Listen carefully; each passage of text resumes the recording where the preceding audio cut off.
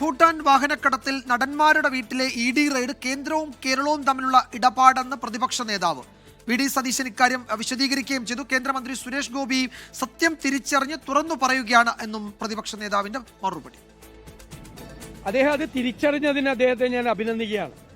കാരണം സാധാരണ കേന്ദ്ര ഗവൺമെന്റ് ഒരു പ്രതിസന്ധിയിലെത്തുമ്പോഴാണ് ED അന്വേഷണം കൊണ്ട് ഇറങ്ങുന്നത്.